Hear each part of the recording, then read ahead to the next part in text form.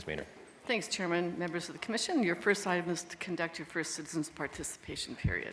This is the first time set aside for public comment. Anyone wishing to provide public comment with regards to any matters on today's RTC agenda, please step forward to the microphone, state your name, and please limit your comments to 3 minutes. Seeing none, we'll go ahead and close the first public comment period. Thanks, Chairman. The next item is to approve your agenda. It is in order and ready for your approval. Very good. I'll entertain a motion. Entertain motion. There's a motion to approve the agenda. All those in favor? Aye. Any opposed? Motion carries. Thank you. The next item is to receive your CEO reports. And today we begin with recognizing a really amazing employee. We would like to recognize TransDev Trip Edit Clerk, Robin Weens. So let's watch as Senior Director of Paratransit and Specialized Services, Antoinette Braddock, surprises Robin with the Crystal Bus Award.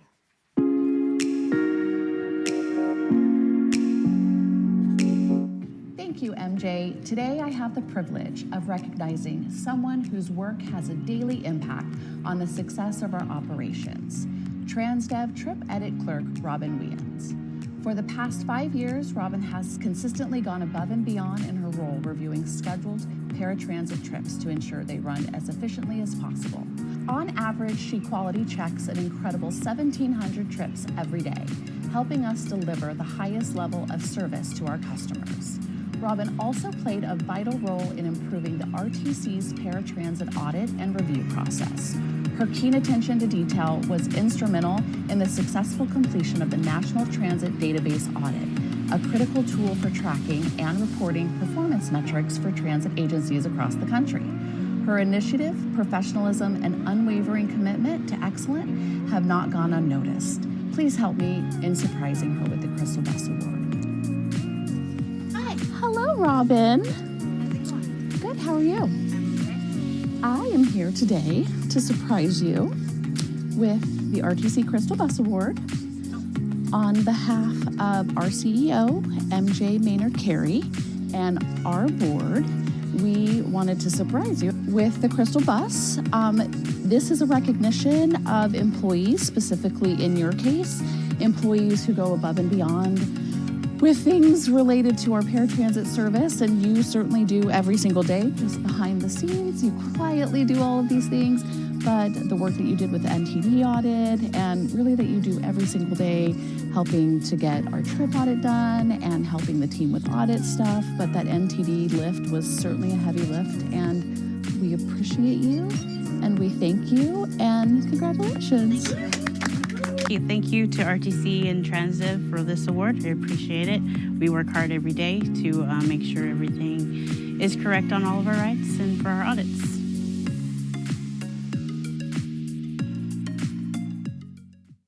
Robin, are you here? Is Robin here? Oh, hey, Robin.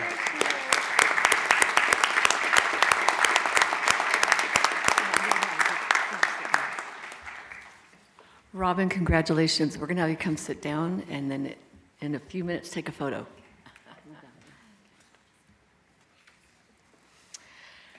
Next, we would like to recognize Intercon Security Officer Gregory Morgan. Let's watch as Senior Director of Safety and Security, Tom Atterbury, surprises Gregory with the award.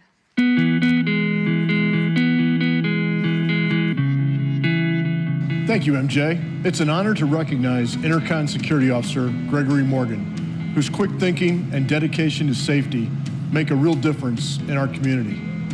While on routine inspection, Gregory noticed an individual sleeping on a couch in one of our facilities. He approached the situation with care and empathy and quickly learned the person was a juvenile runaway. Gregory immediately notified dispatch, which led to a coordinated response with Las Vegas Metro Police to help safely reunite the juvenile with proper care. While Gregory was a lead rover at the time of this situation, we are proud to share he has since been promoted to lieutenant thanks to his outstanding work and commitment to public service. On this beautiful night at the BTC, let's go surprise Gregory with this award. Lieutenant Gregory Morgan, Tom Atterbury, Director of Safety and Security for RTC. Hey, wanted to surprise you tonight and present you with the RTC Crystal Bus Award for outstanding service and what you've done for the community. Just recently, you came across a young child that was abandoned or a runaway. You asked all the right questions, showed a lot of empathy and compassion, and got that child to a safe haven, called the authorities, and we just want to show our appreciation. So on behalf of the RTC CEO, MJ Maynard Carey, and the entire RTC Board of Commissioners, I want to present you with the Crystal Bus Award and say thanks for everything you do, man. Thank you very Really appreciate it. So I want to give thanks to Mr. Tom for the presentation. I will give thanks to RTC, the opportunity to be on this account. It's been truly amazing with all the reach I have to the community to help to keep this place safe. I want to give thanks to my MOD for always being there to give me the legal and advice to keep it going. My PM, Ms. Barnett, and Intercon for the opportunity to work with you guys. Ms. Judy and the board of RTC, I appreciate the award today. Thank you very much. Gregory, you here today? There you are. Looking sharp.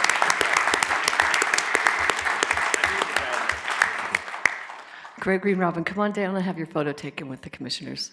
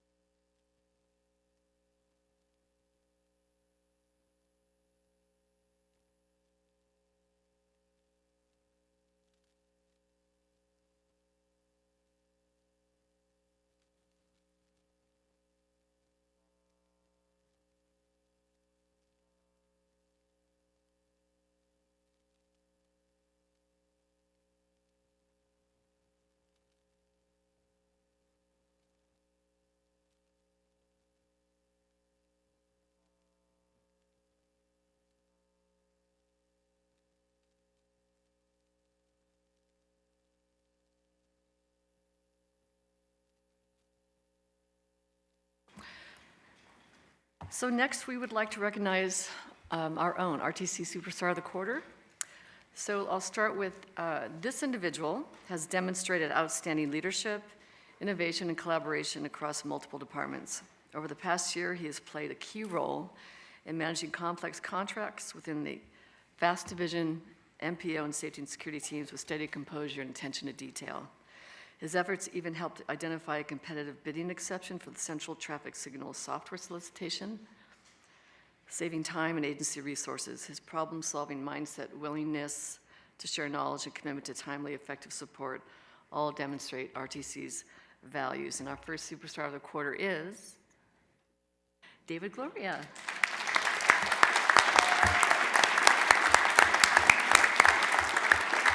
David Gloria, at least stand up and be recognized. There we go, there he is.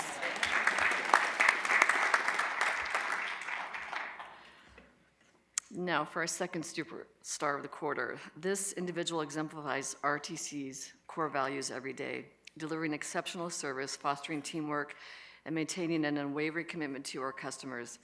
Known for his positivity, patience, and professionalism, he goes above and beyond to ensure safety, efficiency, and service quality. He's installed over 480 rider alerts in 2 months, prioritizing customer communication, and recently, this individual identified and helped resolve multiple booking issues for reduced fare customers, improving accuracy and saving time. His energy and teamwork make him a role model and valuable asset to the RTC.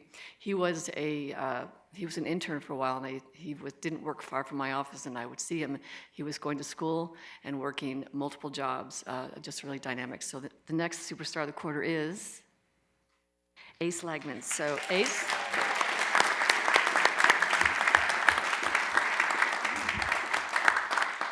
So Ace and David, come on down, have your photo taken.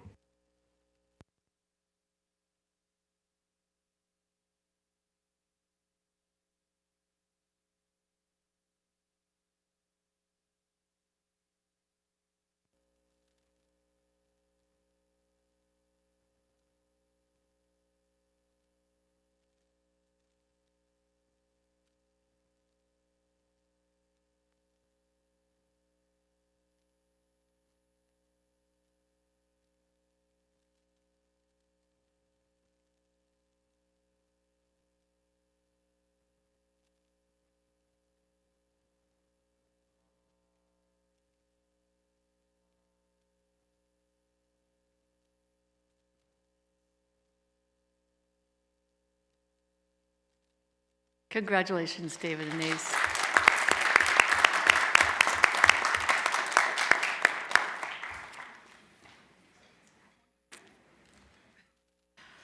So next, I'd like to share a community initiative that has taken on a life of its own, the RTC Spooky Bus. This Halloween season, we attended 15 community events, working with local jurisdictions, community organizations, and elected officials to reach residents where they are. I want to thank TransDev for providing the vehicles and staff to support the needed to operate the Spooky Bus. Also, their behind-the-scenes coordination and creative spirit truly shine this year. Their decorations even won a few awards. We also had a partnership help with, from Boys Town, who volunteered to staff events with us and brought along more fun and energy at each stop. And of course, we're also grateful to our sponsors. As you can see here on the screen, it's GCW Engineering, Las Vegas Paving, Four Leaf, Jacobs Engineering, Burns Engineering, GES, and Cox Communications. Without their support, we really couldn't do this. So let's take a look.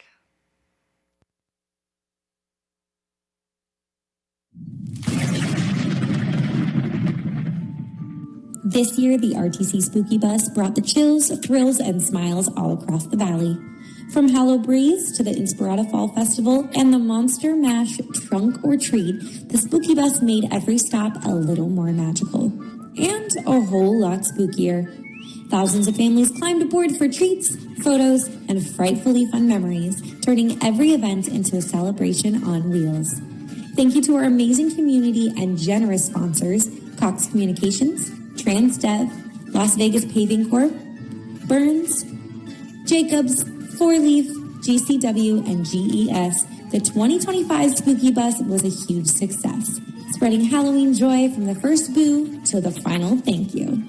Here's to another year of spooky fun on the road with RTC. See you next Halloween.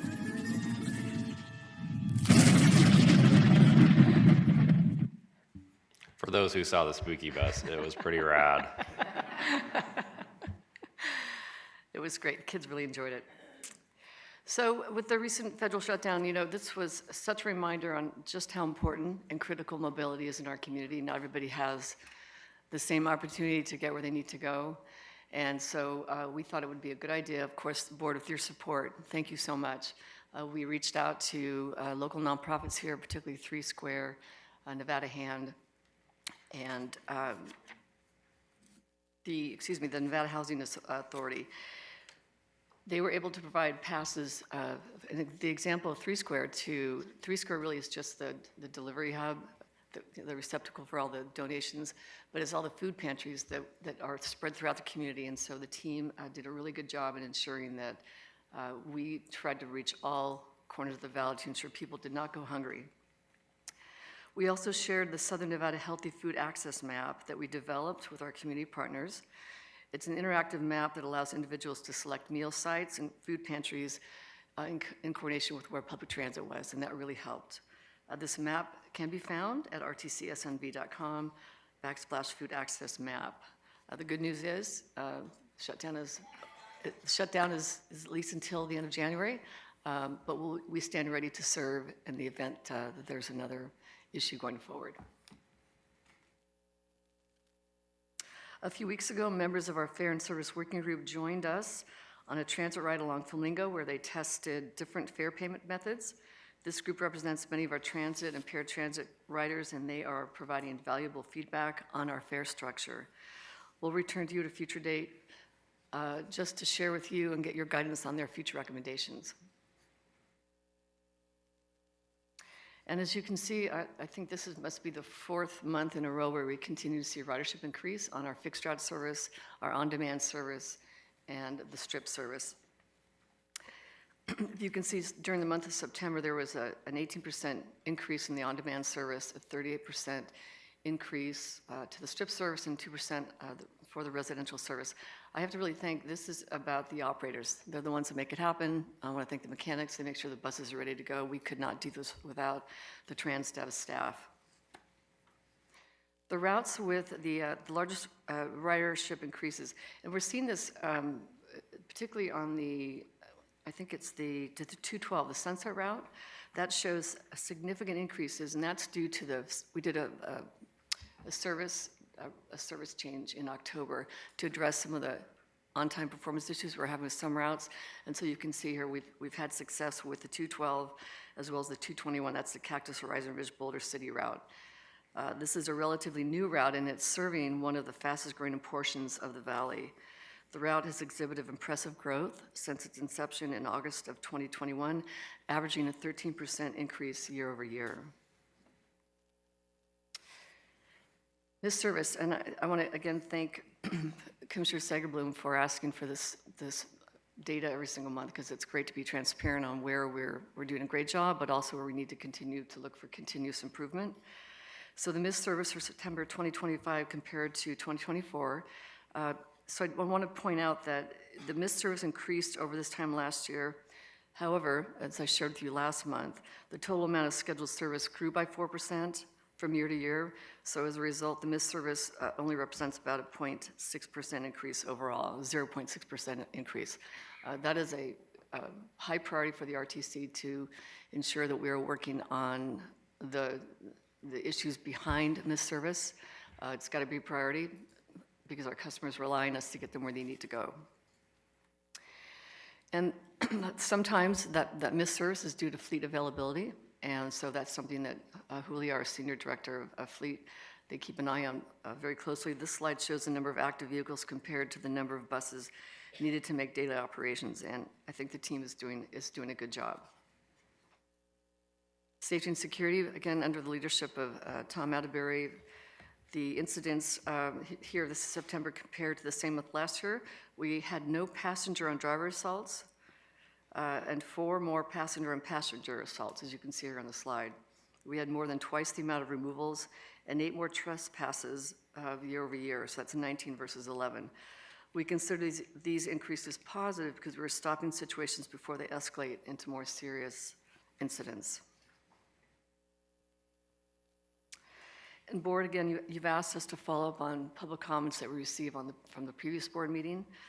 So on the paratransit side, paratransit rider Shelley Jones requested door-through-door service, which goes beyond the current RTC door-to-door policy. Our door-to-door policy requires drivers to meet passengers at residential doors, but not to enter homes, lobbies, or hard-to-see locations. You want to make sure you always have an eye on the vehicle, particularly in the event that there are passengers on board that vehicle.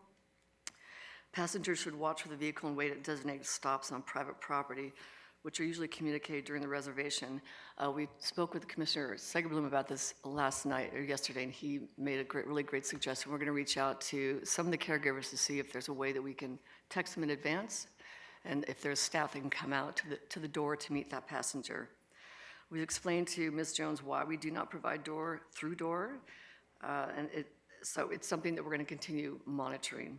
On the fixed route side, the RTC team conducted various investigations related to the comments made by operators about maintenance, training, and service delivery.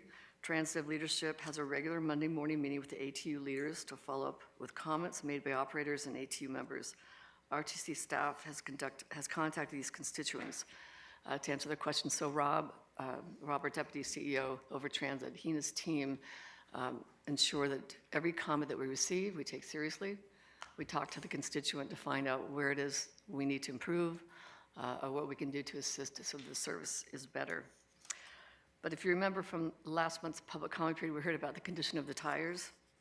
And so the RTC team investigated tire conditions and Transdev processes, finding that damaged tires included failures from road debris, so screws and bolts, low pressure, and tires being hitting on the curb.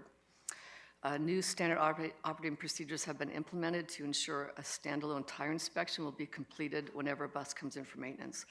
Pre-trip inspections are also monitored for completeness to ensure buses do not leave the yard with tires in poor condition. So appreciate the fact that that was brought up at last month's meeting. There's a safety issue, and we learn a lot from the staff that's out there providing the service. Training of new drivers. So Transdev provides a 5+ week training program for operators, including classroom instruction, behind-the-wheel training, and a cadet program. If a trainee is found to need additional training during evaluation, they are extended in 1-week increments. The training is consistent with Transdev corporate and industry standards. And the BOC, it's the Bus Operations Center, the response time. Transdev completed an analysis of call volumes by hour to compare with staffing levels. Based on this, they're coordinating with the union to hold a new shift bid to reallocate staff to ensure proper coverage throughout the day. And I have to thank Rob Stevens. He has had a particular focus on the BOC. He's got boots on the ground now that will go in and sort of assess the situation. But more importantly, that the RTC, we're going to take it upon ourselves to implement and buy new equipment. It should be in place by March so that TransDev can record and monitor and use for training purposes the traffic between the operators and dispatch at the BOC staff. In terms of routes that have missed service, 3 were mentioned in particular, the Route 221. That's the Cactus Horizon Ridge Boulder City routing. And again, that's a route that we knew needed an update, and so it was retimed, and we've seen a 6% increase on-time performance. The missed service on 221, that's the Cactus Horizon Ridge Boulder City route. Again, this also was impacted as we've seen an improvement there because of the recent service change. And then the Route 212, that's the Sunset route. The Route 119, that's Simmons and Koval. The majority of the issues with this route are related to operator behavior, and including operators bypassing segments of the route and running late. So that's part of the training that we previously mentioned. Sometimes if it's a new operator, it's really not done by design, not done on purpose, if you will. This is just part of training to ensure that a new driver knows exactly where they need to go. TransDev has identified TransDev has identified the staff that needs that training, and the BOC will also receive additional training on how to effectively help operators running behind schedule. So next, a Senior Director of the Metropolitan Planning Organization, Andrew Kelman, will provide you with an update on the Nellis Air Force Base Transportation Study. Just 1 second before we start with that, I just want to say thanks to the board for taking serious all the public comments that do come forth and investigating that, and also reporting back out on what you identified, the good and the bad, the changes that you make, so we can continue to move forward. So thank you for the time and effort with that. Well, thank you for your leadership. You provide us great comments. We meet with you every month, if not more, and your input, makes us better. So I appreciate your leadership on that. Thank you, MJ. Andrew Kelman for the record. This morning, I'm going to provide an overview of the recently completed Nellis Air Force Base Transportation Study. MPOs play an important role in bringing together a wide range of community members to build consensus. The primary stakeholders for this effort included the U.S. Air Force, NDOT, Clark County, and the City of North Las Vegas. On this map, you can see the overall study area. The base is shown in blue, and for this study, our focus was on the red area on the map.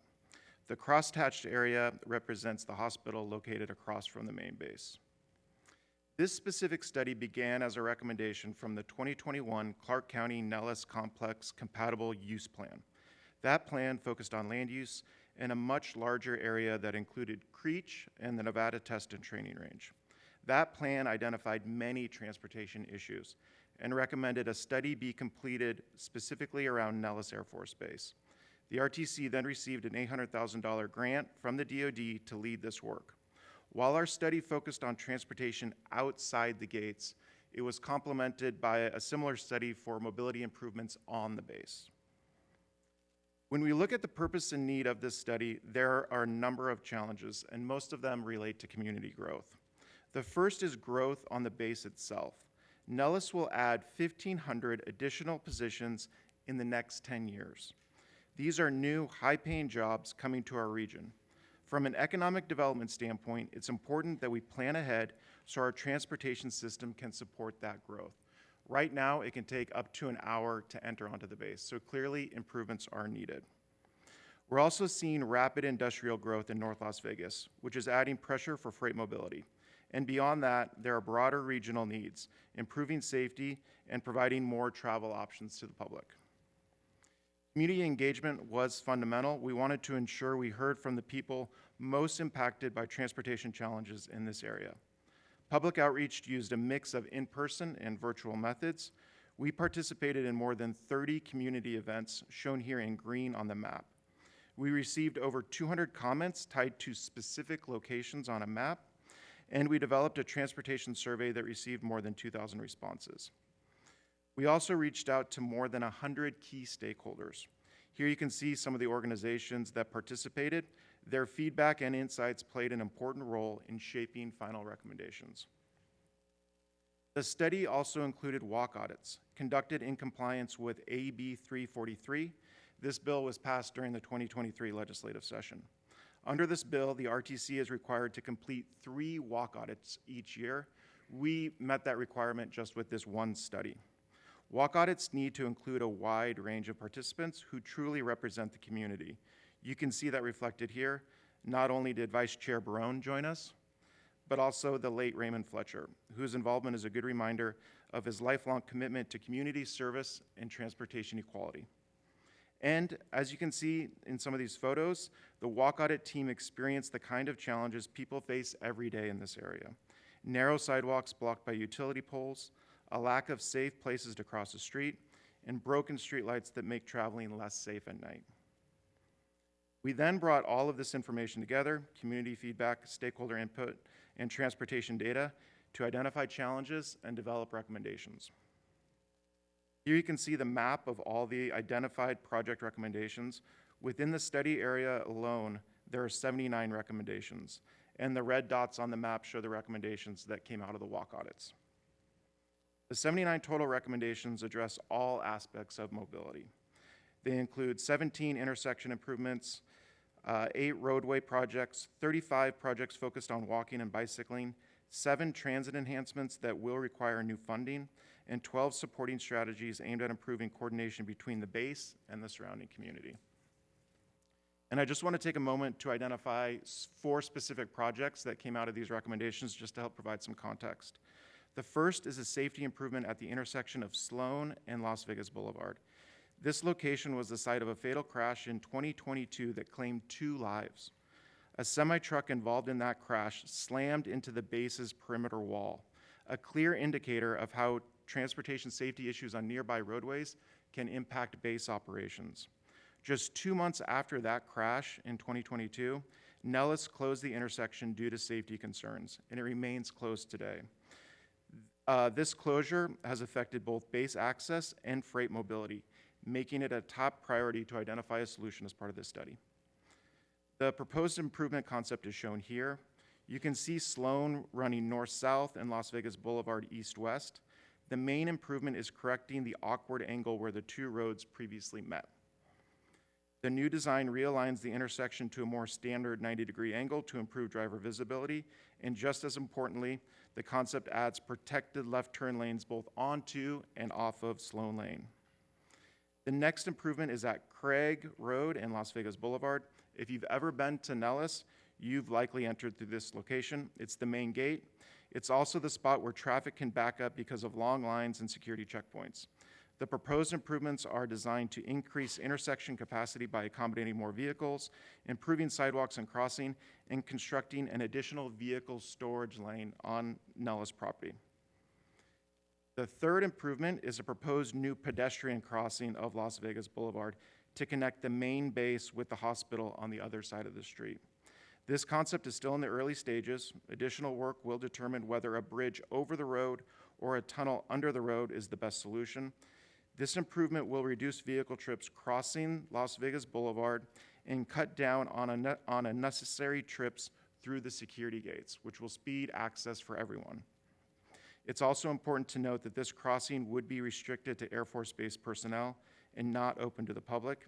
It's also one of the top priorities of Nellis Air Force Base, and so since Las Vegas Boulevard is owned by NDOT, we're actively working with NDOT to advance this project. And finally, the last project concept focuses on the intersection of Hollywood and Speedway Boulevard.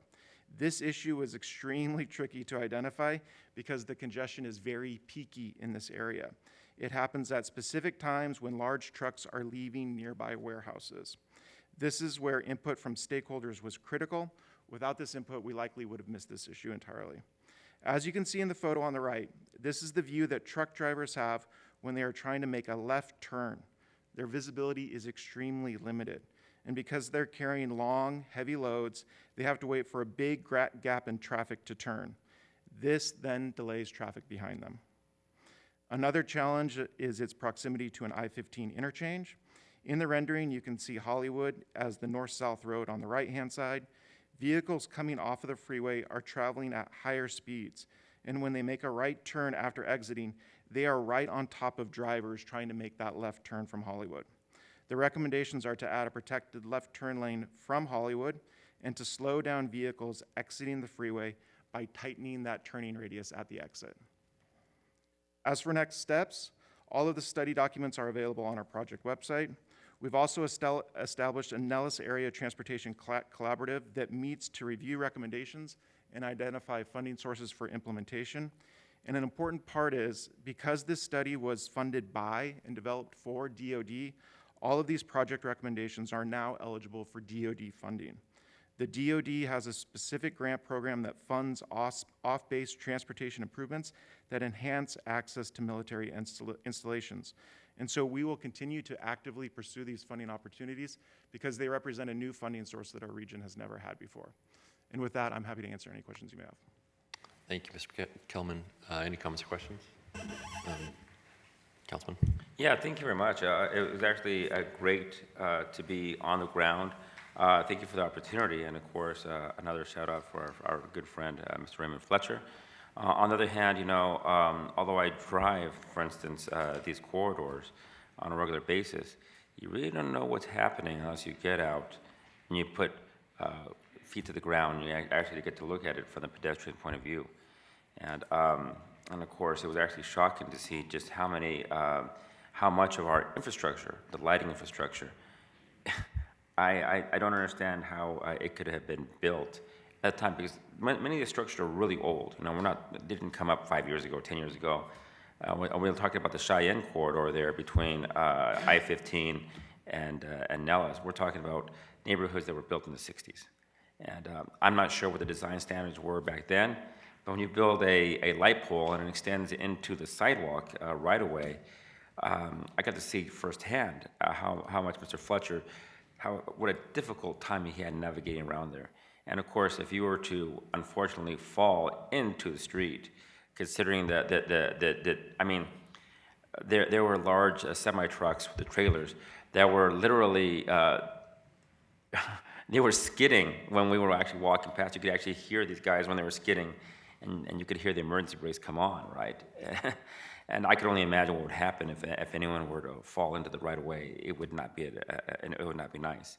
I'm really just because, you know, so much. I'm very happy that, you know, that we are beginning to diversify our economy, and this will also be great, I think, for the infrastructure around everything that we're doing here in this area, and we'll keep the business going. Can you speak a little bit to what we're looking at more on the I guess the pedestrian corridors, and what we're looking at for a timeline as to when we can expect some help in the future? Yeah, sure. So we're actively coordinating with the owners of each of the roadways in the area. So it's primarily the City of North Las Vegas, the county, and NDOT. We're going to identify funding opportunities, try to get projects that are a priority for the community on their capital improvement program. I think fuel revenue indexing is a really good opportunity to implement a lot of these projects. Thank you so much. Mayor Hardy? Thank you, Mr. Chair. I'm kind of curious what we're doing with e-bikes and e-scooters and the rules and the laws, you know, on our streets, on Nellis. I mean, I see some scary things happening, and I don't know how, or was that included in the studies in any way? Sure, Mr. Chairman, through you. We did look at bicycling. We looked at all types of e-bikes and where they would safely ride in the area. And we saw a lack of safe bicycle infrastructure. And so that was one of the things that made its way into our recommendations. We didn't specifically look at e-motorcycles and how they may be using the current roadways, but definitely adding safe, protected bike lanes was a key priority of the study.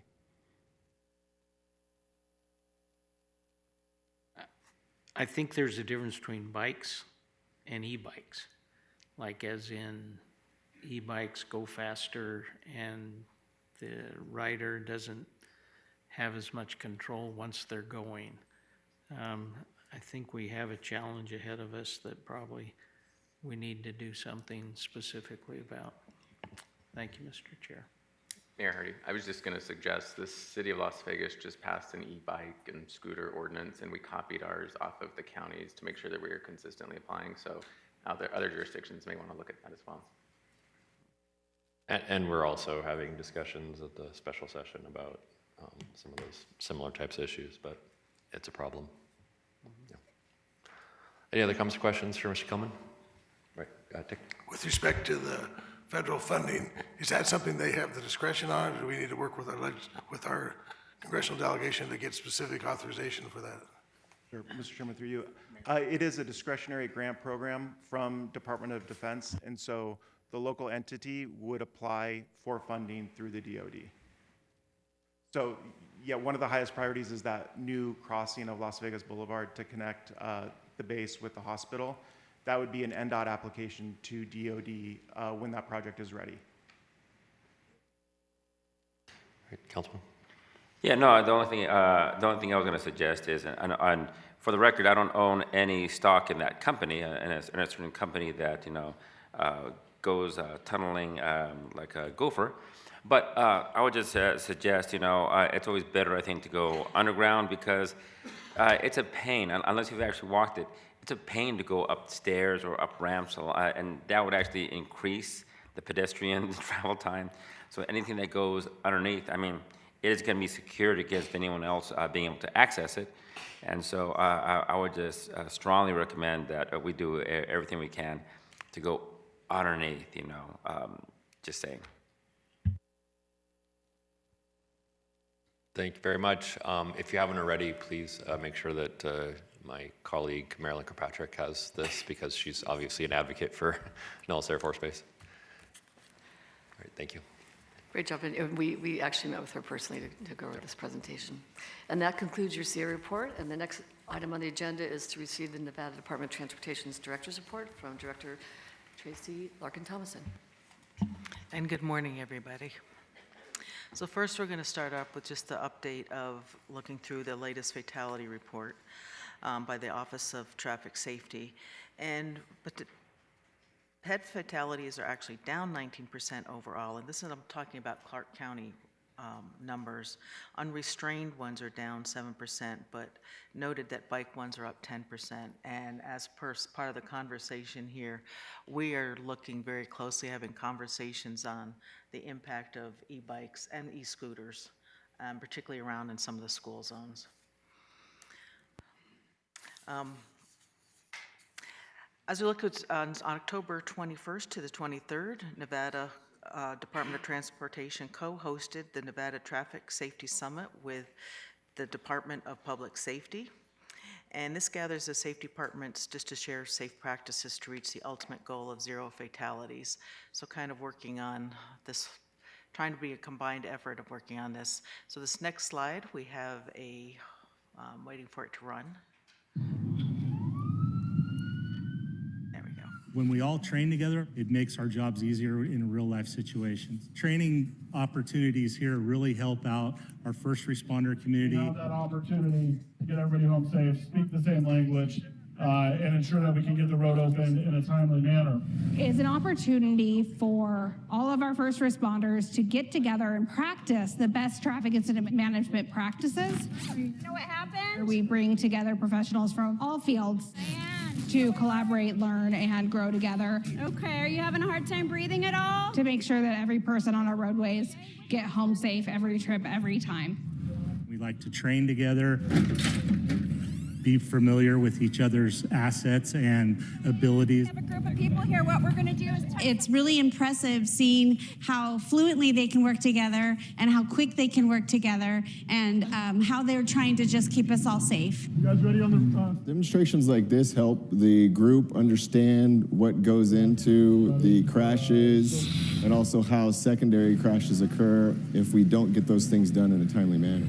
It's a whole team of unsung heroes that comes together to make the roadways open quicker. Go ahead and send EMS. We want the first responders safe, and we want them to be able to clear the scene and the crash area as quickly and safely as possible. Our goal is to have 0 crashes, 0 fatalities, 0 serious injury crashes on our roadways. We want everyone to get home safe at the end of the day. Please buckle up. Please drive safe. Please don't drive distracted, and plan in advance. We care about you, and we need you safe to and from your destination.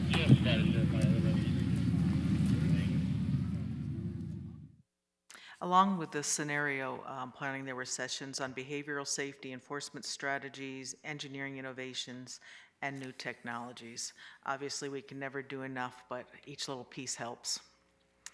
On the next one, we have a US 95 preservation project that will begin this winter. This is on US 95 to improve pavement conditions, so it's 7 miles north of Nelson Road to about 3 miles south of the I-11 junction, roughly a 17-mile stretch. Pavement repairs, new striping, signage, and ITS upgrades. And then with the upcoming hearing next week, I did want to go over what FRI2 means to NDOT. So we have, over the years, and this shows the collections starting in 2018, we have collected $180.4 million, and we have bonds sold of $160 million. So a total of over $340 million that have gone directly into projects here in Southern Nevada. Some of these, many of these projects were not wholly funded by FRI, but they played a big part. The I-11 PLL, US 95 Northwest, Tropicana interchange, that one was a big one. The I-15 Flamingo Walls, which is going on now, and then Nellis Boulevard for the 3R signals and lighting. And coming up, we just to point out the current rate for NDOT for the state portion is 5.67 cents per gallon for gas and 8.5 for diesel. We do receive about $50 million a year, and then we do a bond debt contingency of about $11 million. And below you'll see some of the major projects that we are planning to spend the money on. Again, US 95 Indian Springs, Via Nobila Interchange, I-15 Garnet to Valley of Fire, Henderson Interchange, and Flamingo Boulevard. And we will be there to testify next week. And that concludes my presentation. Any questions? Comments or questions? Councilman? Yeah, no, I just wanted to thank, of course, our friends from NDOT with their input regarding a range of issues with safety, including the e-bikes. The only thing that I hope that our state lawmakers keep in mind is that whatever they pass, I'm really hoping that it's going to be enforceable by our, you can pass whatever law you want, but unless you can actually enforce it and make it mean something on the ground, I'm hoping they keep that in mind. And we're actually looking at adopting a version that our friends in Clark County and Las Vegas are doing as well. The only issue that I have is trying to differentiate between the different tiers of these vehicles. What I didn't know is, again, I've been out of the classroom now for like a little bit over a year, but in talking to a couple of young people in the neighborhood, they told me they juice their vehicles up anyhow. They'll buy a scooter, and I guess you can buy retrofits that amp up the power of these vehicles. So no matter what their parents buy, these kids are able to juice them up, and I think that goes for the e-bikes as well.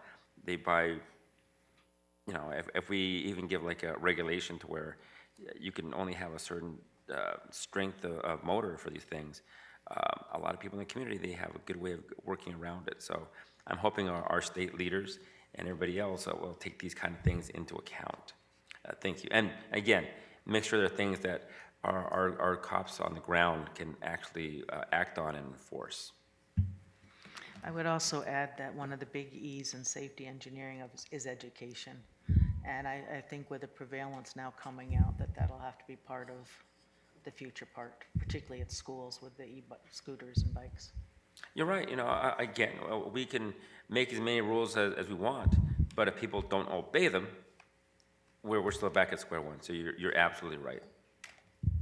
And also on the education piece, Andrew Bennett sent a letter out to all of the bike shops and motorcycle shops last week, notifying them of what the law is and what the ordinances that county, city have passed recently, so that on the front end, at least those that are the purveyors of these vehicles are aware of what the laws are and that they're not miscommunicating that to purchasers. So Any other comments or questions?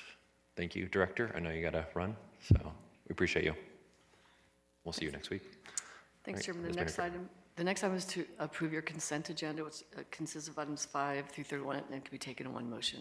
All right, I'll entertain a motion. There's a motion to approve the consent agenda. All those in favor? Aye. Aye. Any opposed? Motion carries. And the next 2 items on the agenda will be handled by our CFO, Mark Trostal. Thank you, MJ. Item 32 is to receive the fiscal year 2025 audited component unit financial statements. And item 33 is to receive a report for the audit procedures performed on fuel revenue indexing for fiscal year 2025.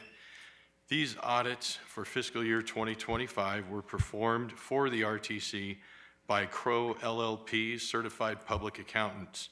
Brad Shelley, a partner of Crow, is here to discuss these audits.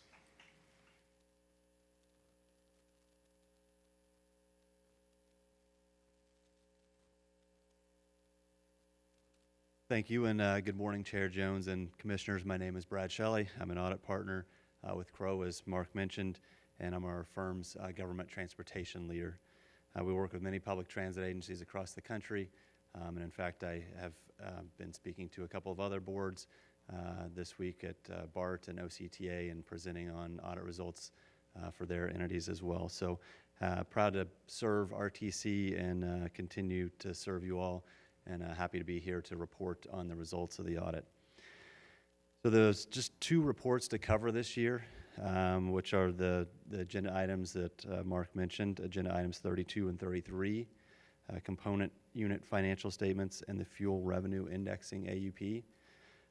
Typically, there is a 3rd report, the single audit report, which covers your federal grants. However, the OMB has not issued the final 2025 compliance supplement at this point, so we are unable to issue a final audit report related to that.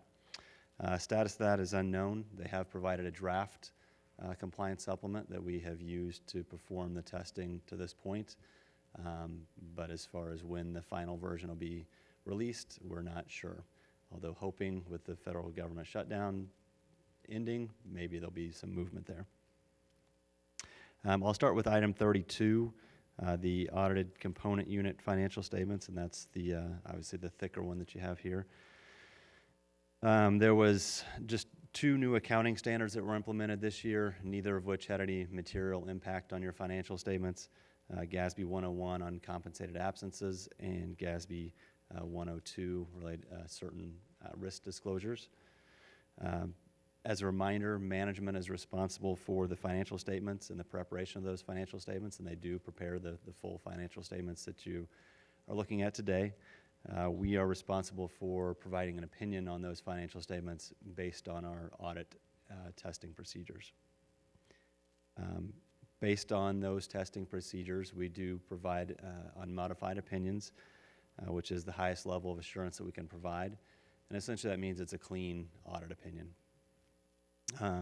Just looking at a couple of the financial aspects or highlights of the report, you'll see the net position of the general government increased by about $22 million, primarily due to additional capital grants during the year and contributions during that time.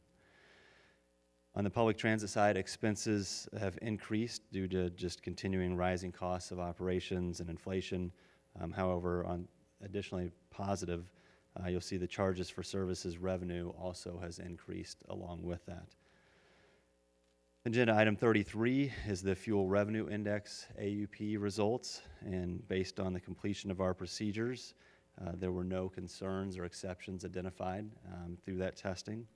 All of the FRI revenues were properly accounted for, and the FRI funds were only utilized for board-approved FRI projects.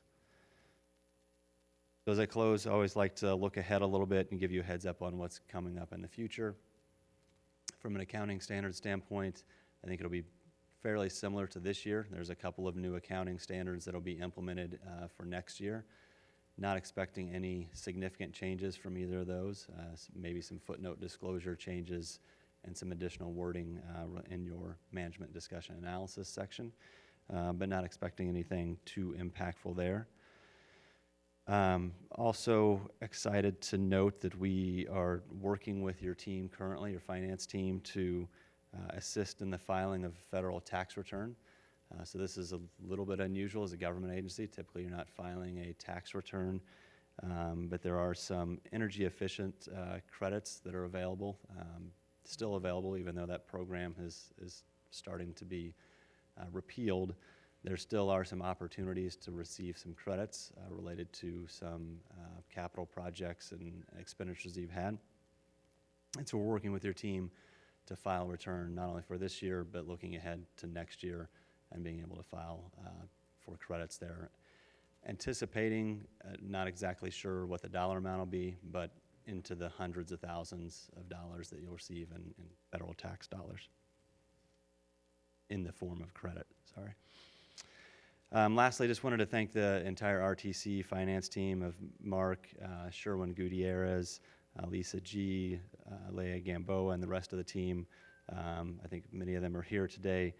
They're always exceptionally responsive in providing us the information that we need to get through the testing, to be able to turn around the audit procedures and issue a report, and be able to issue that report and come to you in November. So it is a quick turnaround, June 30th year end, and to be able to have the team go through all that entire process, gather the hundreds of documents that we need, prepare the financial statements, and then us be able to perform the audit is a testament to their team and their preparedness. So thank you for them.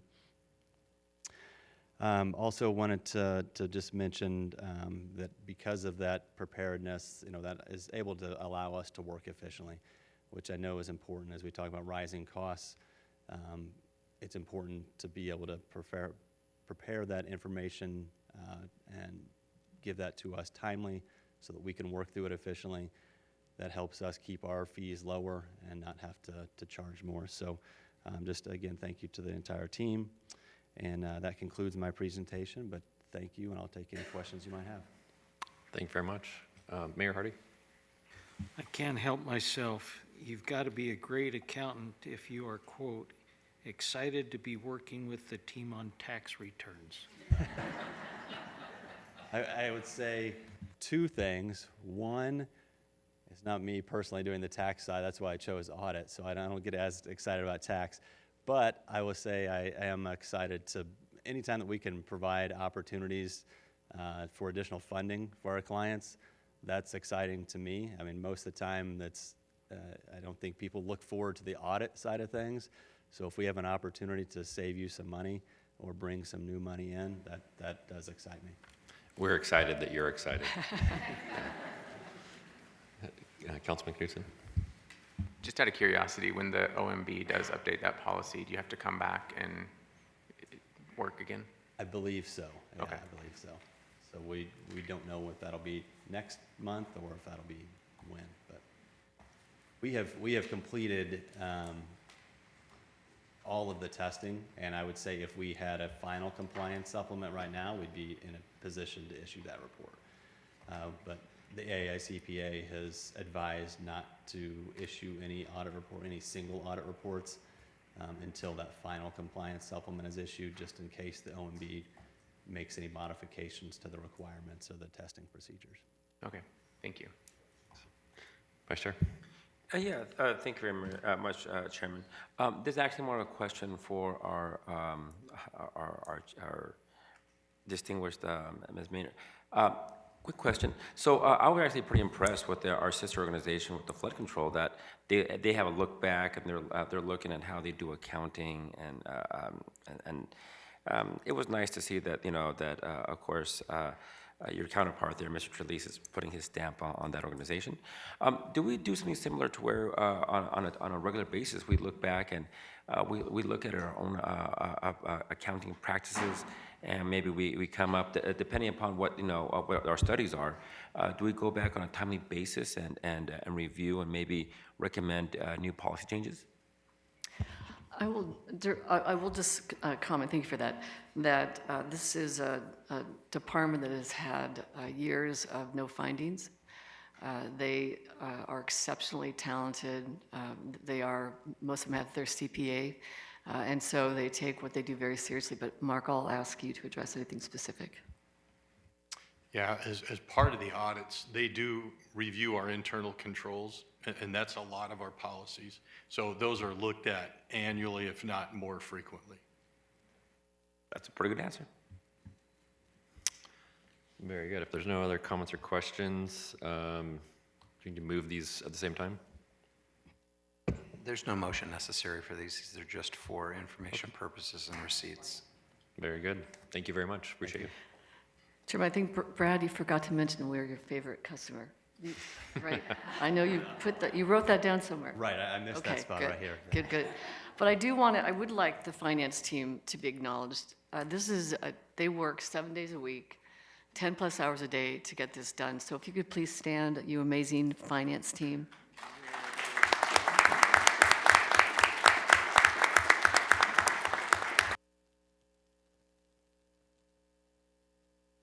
The next item, 34, is to appoint an evaluation committee to assess the performance of the Chief Executive Officer for the period of January 1, 2025 through December 31, 2025.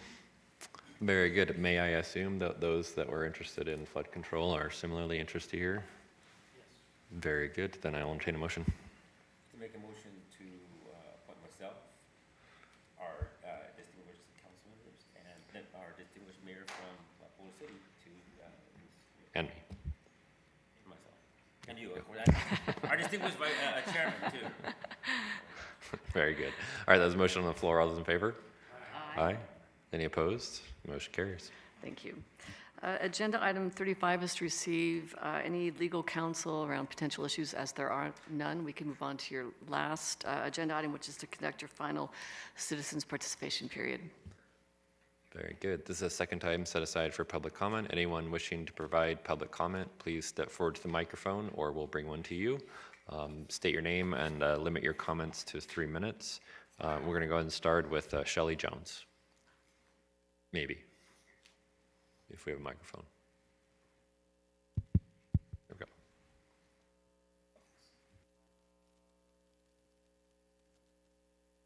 Good morning. My name is Shelley, S-H-E-L-L-E-Y, Jones, J-O-N-E-S, and M-J. No, you are wrong. The person did not call me.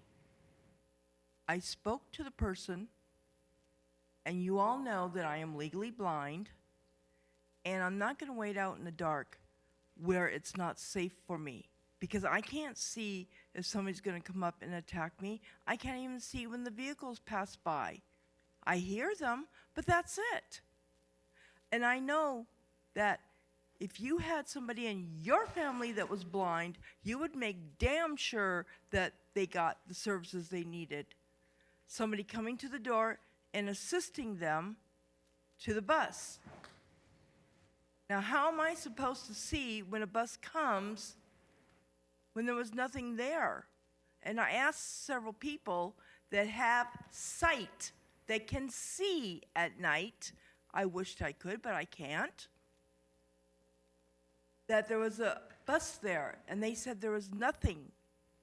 So the person that I called to put my complaint with tried to tell me that I was no-showed because I wasn't out there. Well, how am I supposed to see when a bus is out there if I have no sight? My other issue is that I had a ride to schedule this morning at 7:14. The driver came at 7:17. That's okay. But I was here a half hour to 45 minutes early. So your schedulers need to do better on their timing.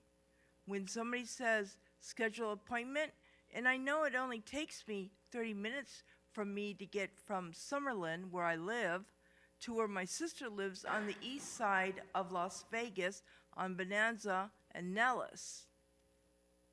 29 minutes, 30 minutes? That's how long it takes? Why should I have to schedule early to come here to sit around and wait for half hour to 45 minutes? That's ridiculous. The people in scheduling need to take into consideration of how long it takes for a ride to go across the valley. Doesn't matter if it's 18 miles or 20 miles. If you're in a vehicle that travels a lot faster than what you're supposed to, then you're going to get there a lot earlier. That's all I have to say. Thank you, Ms. Jones. I'm sure we'll be following up with you. George Burrows. Good morning. I just have two complaints, kind of. One of them is for the paratransit, because I ride the paratransit a lot. I have a caregiver that I have to go get from Henderson 4 times a week, so that's 16 rides a week that I go there just to get her. And times 4, that's more than 60. That's more than my pass takes. And I wanted to buy an extra pass to do it, and I've been told I haven't. I found out a way to do it, and I bought 2, and then I got one deleted, and they gave me the money back after that. It's not fair when I'm buying 60, almost 100 rides a month, that more than half of them I have to pay full price at. That's $12 a day just to get her, take her to my place, take her back, and come home. And I can't buy 2 passes. There's something that is very, very wrong about that, and I'm not happy about that. Now, as far as riding the fixed routes, I've had some issues with them. Almost nobody is putting down the ramp for me. I mean, they'll fold it down, but they leave it elevated. And my wheelchair is longer than most people's, so when I go to try to go up that ramp, my wheels spin, and I sit there and I look stupid, and there's nobody to help me, or my caregiver's with me. She weighs 130 pounds and trying to push me up there when all they have to do is make the bus kneel, go down, which they do, and they tell me, oh, it doesn't do that. I know it does that. Everybody here knows it does that. Is that too much to ask for them to kneel the bus, push the button, it goes down, and then I can go in without it being a problem? No, and I got to sit there and I got to argue with these drivers. And then this isn't even going as far as how many arguments I get into the drivers over the dumb, stupid stuff, and they make me feel like crap because they got to help me. Like, I don't feel like crap that I'm disabled enough as it is. It's got to make me feel like crap that I got to sit there and I've got to have people that I don't know help push me up the thing instead of pushing the button and kneeling the bus that takes you 2 seconds and tell me it doesn't. This is the kind of stuff that I deal with almost every day, and the fact that I do almost 100 rides now and I can't get a second pass for my paratransit, this is ridiculous. There is nothing right with that. And you have all these drivers that act like their life is so horrible. Your job is to help us with what we need. If you don't like it, then you shouldn't have the job. We don't want to be disabled. I'm sorry. I guess I'm getting beeped. There, thank you. Thank you, Mr. Burrows. Anyone else wishing to provide public comment? If you could please step forward to the microphone and line up.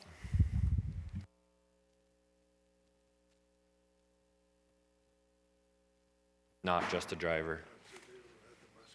Dennis Hennessy. Mr. Jones. Not just a driver. I'm just a driver. One thing I like to point out that kind of pleases me, it seems as if the dogs are barking a little bit. All the information that staff provided today about on-time service, just all that information, that was awesome. But I would ask each of you, look into the numbers, because these people tend to make numbers sing the way they want them to sing. So look into the numbers. Question that on-time performance, because as a driver out there 4 days a week, 2 of those days on Charleston, I can guarantee it ain't at 97%. What I'd like to talk about today is fleet maintenance, coming from a driver that has to call up when I have a problem. Might be as simple as the wheelchair ramp's not working, there's a part broken off it, it won't come up. But for whatever reason, BOC tells us, well, you're in for a swap. the last 3 times over the course of the last 2 months, and I'm okay of waiting for a swap. Problem is, there's no buses to swap. I call in at 10 o'clock in the morning. When I get back at 8 o'clock at night, the dispatcher says, look, you're still on the list. I got 18 people here. We don't have any buses. Be it game day service, be it maintenance. I'm going to give you a little bit of information I got as of 10 o'clock last night. I'm going to look to MJ and say, I'll bet you don't have this information. Do you know how many buses were in the dead hole last night, as of 10 o'clock last night? This doesn't count buses that were in the maintenance stalls being worked on. It counts buses in the dead hole. Both yards, there were 105 buses. 105 buses. Now, granted, at night, you're probably going to see a few more buses there because the demand for buses isn't as strong. From information that I got, we're optimal when we have 432 buses in our fleet. So last night at 10 o'clock, 24.3% of all of our buses were in the dead hole. That same individual let me know that the standard is 15%.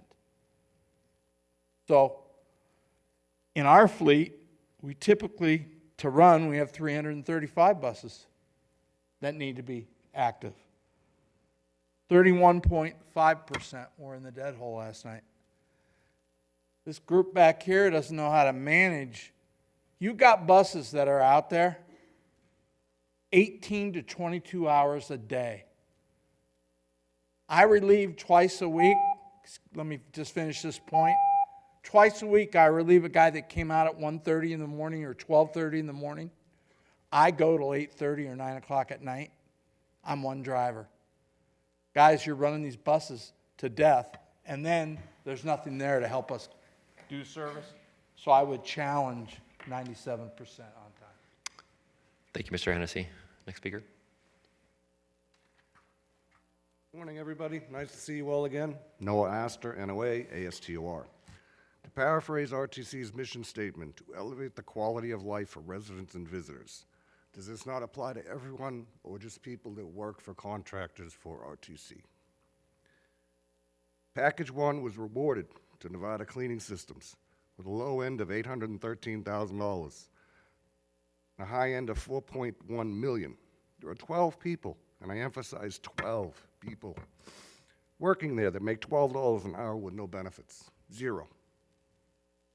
One would have to work 191 hours a week at $12 an hour to afford an apartment in this city, simply because a company is adhering to Title VI of the CRA of 1964, Article 24, and 42 U.S.C. Section 2000D, does not give any employer the right to diminish the quality of life of a person or their respective value, especially one that RTC contracts with. Never look down on anyone unless you're admiring their shoes. We should hold our heads down in shame for what we have done to these people. You're all very well educated, respected, intelligent, and have done and continue to do some amazing things for our communities. All of you have. I've researched it. Don't let it stop there. These 12 individuals deserve so much better. And one other thing for that, before we rubber stamp contract 26029, please look into how the employees are treated, because it is the same contractor that has this contract, paying them $12 an hour. Please look into that before you just rubber stamp it, because it's not fair. Moving on to another issue. I find a stranger wandering around SMF when I return at 1 in the morning. Just wanders out of a bus, fell asleep. Not getting into how it happened, the failures that led up to it. It took me 45 minutes, 2 phone calls, and an in-person conversation with a supervisor driving out of the yard to find security. I can't blame security for that. When I finally called BOC, they knew nothing about it. This has to be fixed. The communication within this place is terrible, and that could have ended badly. With a female cleaner startling this person, could have been fatal. We need to do better. And one more thing before I go, to the gentleman over here that had the comment about the drivers and the ramps. As a driver, I apologize to you. That should not happen, ever. You deserve better than that. Everybody have a great Thanksgiving, and just remember, there's 12 people that may not be able to have Thanksgiving because of what is being done. Till next month. Thanks, sir. Anyone else would provide public comment? Seeing none, we are adjourned. Thank you very much.